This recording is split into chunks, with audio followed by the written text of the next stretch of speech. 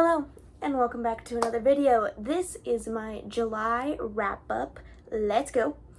I'm very excited for this because I read, give me a second, I will flip over the thing to give you all the information. I read 10 books this whole month, technically 12, but I soft DNF'd one and DNF'd the other. I soft DNF'd one, DNF'd another one, and then I had 2 5-star reads this month. I read 7 physical books, 2 Kindle books, 1 audiobook, 1 standalone book, and then 9 books were part of a series, and then 2 of the books I read this month were rereads. So, giving you that quick overview, and then I read 3,453 pages. I do not know how many hours yet. So, we're going to start off with the first book that I finished the month of July, which was Sunrise on the Reaping by Suzanne Collins. I gave this book 4 stars. So good. By the way, I will link in the description below all the videos that I talked about these books in, so you can go and get a more in-depth review of them. Cool. So, Sunrise on the Reaping. Man, this book was insane. This is a prime example of how prequels are supposed to be. Prime example. This was an incredible prequel. It really elaborated on things that I'm like, oh, that's what. Oh, that makes so much. Oh, that's so cool. Those were the emotions I was feeling majority of the time as I was reading this book. I felt like this just makes the Hunger Games story of the original trilogy so much deeper. It adds so much more lore to those books, and it was great. 10 out of 10 recommend if you are a Hunger Games fan to read both prequels. I liked this prequel more than the Ballad of Songbirds and the Snakes, though. So, 4 stars. And then we had my first reread, which was The Cruel Prince by Holly Black. I listened to this as an audiobook, so this was the one audiobook I had this month. And I gave this book 4 stars the first time I read it. I've kept the same review. It was just same review. Although rereading this, though, gave me a deeper appreciation for the character that is Cardan. I feel like he's a very underrated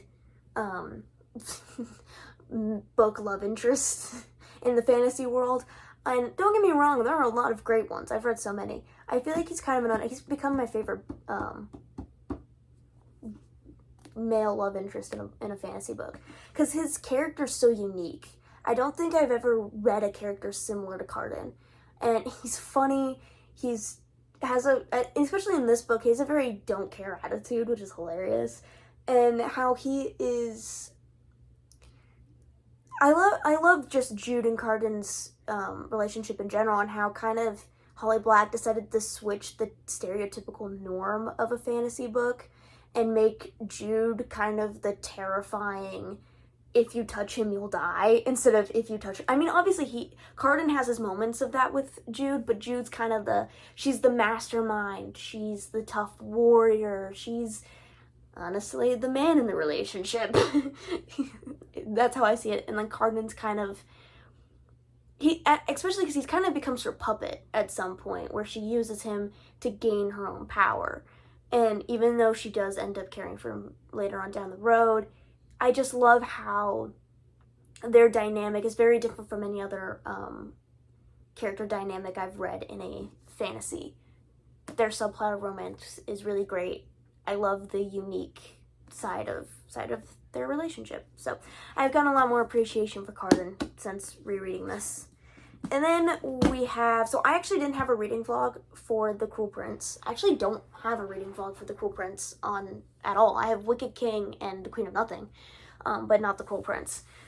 So that one doesn't have a reading vlog. That I did separate of a video. And then we started, again, I'll link these all down below, the ones that have videos. Part 1 of my Rainbow Reading Challenge. I read 3 books. And we started that out with Red Rising. I gave this 2 stars. I did not like it. I'm gonna get rid of it. I bought the entire trilogy thinking I was gonna like it. Like, hey, let's get into some sci-fi. Didn't like it at all. it wasn't so bad that I'd give it a 1 star. There was elements of it that I liked, but a lot of it I didn't. Most of it I didn't. I really didn't enjoy this book. So 2 stars. And then we're getting into my only DNF, like actual DNF of the month, 7 Year Slip. Again, go watch the video if you want the reason why. I didn't like it. I wasn't, there were parts of it that just made me uncomfortable to read, so I DNF'd it. Sorry to all you Ashley Paulson fans. I don't think I'll ever pick up another one of her books after this experience. So this I DNF'd. I don't give ratings to my DNFs because I didn't finish it, and I don't want to like rate it a bad rating. Now on Fable, I had to rate it so that I could, give it a review. So it says I gave it a 1/2 star. I genuinely don't give them ratings. I just did that because I have to rate it somehow. So there's that. And then we have our first of 2 Kindle books this month. Samar's Peril, which was also part of the part 1 of my Reading the Rainbow Challenge. Rainbow Reading Challenge, sorry. And I gave this book 5 stars. I think I've given every single one of these books in this series 5 stars, I think. Did I give the first one 5 stars? I can't remember now, but I loved this book. This book, after reading 2 pretty bad books in a row, reading this one just, I was worried I was going to get into a reading slump after reading those 2 books. Very worried about it, actually. I don't have to be worried about it anymore. That saved me from a reading slump. I loved the book so much. It was so great. I enjoyed the character development. Getting so much of Jace's POV in that book was great. Again, 10 out of 10 recommend this series. It's amazing. And if you want to get into fantasy, but you don't really want to try and understand a magic system, this is a great book series for you. So, yeah, and then we move on to the part 2 of my Rainbow Reading Challenge, which is Green through Purple. And for Green, I read The Summer Turned Pretty by Jenny Han. I gave this book 3.75 stars. I liked it. I do like Jenny Han's writing. I love how her writing, her characters' inner monologues literally feels like you're reading someone's train of thought. It's great. I like the characters. The plot was a little lacking in places, and Belly just annoyed me majority of the time of this book. So hopefully the second and third one will redeem her character for me. And I'm one of those people when it comes to love triangles, this is a very iconic love triangle series, where I don't want to obviously have a bias when it comes to a love triangle. I don't want to know or have a sure feeling like, yeah, this is the one they're ending up with. As much as I'd love for it to be this one, I know it's going to be this one, so why? That's in my mind, why do a love triangle when you're making it so obvious that they're going to pick this one? I love a love triangle where I am rooting equally for both guys, where I'm like, I don't know which one you're going to pick. They're both, great for you. How in the world are you going to pick? At least in the first book of a love triangle, if it's a series, at least in the first book, make both guys pretty much on equal ground, because your main character is supposed to be like, oh, I don't know who I'm going to be with. I like this one guy, but this guy's also just as great. That's a good love triangle to me. And this one doesn't really have that. This one, it's pretty obvious who she's going to end up with in the end. And it's like, it kind of just defeats the purpose of a love triangle at that point. I'm like, so why are you... And that probably makes me more annoyed with Belly in general. Like, so why are you leading this guy on when I'm pretty positive you're going to end up with this one? So what's the point of leading this one on? Anyways, 3.75 stars. It was pretty good. I actually did enjoy it. I love Jenny Han's writing, honestly. She's an incredible writer. Hopefully the next 2 books in this trilogy will help me out with Belly's character. Hopefully it'll redeem her a little bit. And then we have my only soft DNF of this month, which was Eragon. I picked it up, and the version I picked up on Libby, and apparently on Libby it's 900 something pages, the kind that I got, the version of it that I got, and I really don't think I was in the mood to read a 900 page book, because I just sit down and force myself to read it, and when I would pick it up, I'd enjoy it, but not so much so to where I was like able to really be invested in the book at the time. So I definitely want to pick it up again. I was liking the characters, the plot was kind of interesting. I guess I just wasn't really in the mood to read a super long book at the time. So it's soft DNF that, and then we move on to The Ballad of Never After by Stephanie Garber. This is probably the only Stephanie Garber book I've read that's gotten 5 stars. Not saying that all of her other books are horrible, just saying that they're great. This one just went above and beyond the other 4 that I've read. I was like, I had to do the math. I'm like, wait, how many of hers have I read? I really loved the character development in this book. I love Jackson Evangeline, and I can't with the ending. Oh, the ending. I would say this book was definitely slow start, incredible finish. Crazy ending. Like, the start was slow, was kind of taken off from obviously the ending of the first one, and this one felt weirdly different from the first one, but not in a bad way. Like, I think Evangeline grew so much from this first, like during the first one into this one, and she grows even more, that I just love that character development and Jax's character development and the lore that was dropped in this book. This may be my favorite Stephanie Garber book overall that I've read. I love Caraval, which is the first book in the Caraval trilogy. That's my favorite out of the Caraval trilogy. This may be my favorite one over all of them.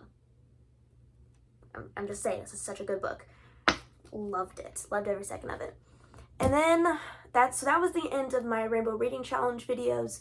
And then we got into the video that my subscribers, voted on in a poll that I posted on my channel of I read my least read genre for a week. So I read 2 books for that, and I started out with reading. So my least read genre at the time was sci-fi. So I read Padawan by Kirsten White. I gave this book 3.75 stars. I liked it. The plot was really cool. Getting to read and add to the backstory of a great Star Wars character was very enjoyable. And honestly, it was a interesting swap from The Ballad of Never After to Padawan. So, liked it. Again, we'll link the videos down below to that. I also just realized I had skipped a book that I read before Eragon, so we'll go back to that. This wasn't in a video. I read Summer's Promise, but I don't even remember who the author is for this. It's the first book in the Christy Miller series. This was a reread. I gave this book 4 stars. I read it, like, I've had this book series for forever, and I loved every book I've read in this series. It's so good. I don't know why I can't remember the author right now, but I do love that. I'll put a photo of it up here somewhere. I did really love that book. It's a Christian fiction following Christy's summer that she spends with her aunt and uncle in California, and it just kind of follows that summer that she spends with them, and it's so great. Loved every second of it. It was a great reread. So anyways, back to the reading my least read genre for a week. The next book I read out of the 2 books I read in that video was Ready Player One by Ernest Cline. This I gave 2.5 stars. This is a very niche and nerdy book. If you don't like video games, I wouldn't recommend. If you don't like video games, I wouldn't recommend. It is such a niche book. There were parts of it where I was confused, and I like video games. there were moments where I'm just like, what are you talking about? What is this? I'm so confused. Am I losing? I think I might be losing my voice a little bit.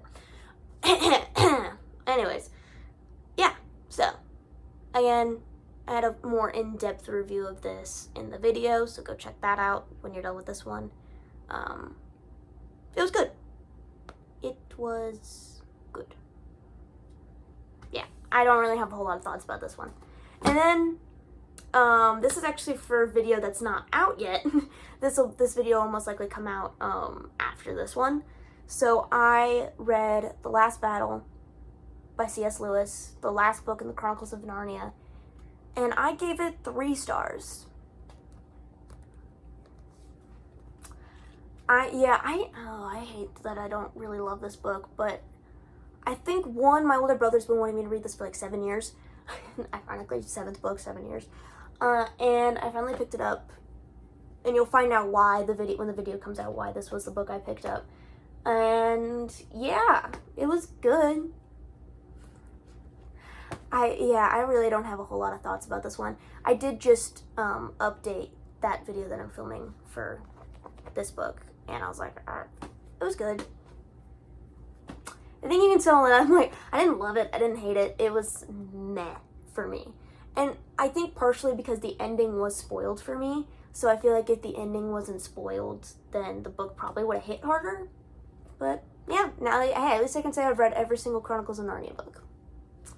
So, there we go. And those are the 12 books that I technically read. Obviously, I DNF'd one and soft DNF'd another. But the 12 books I had, well, yeah, let's just say 12 books I read in the month of July. I hope you enjoyed this video. Please like, comment, and subscribe.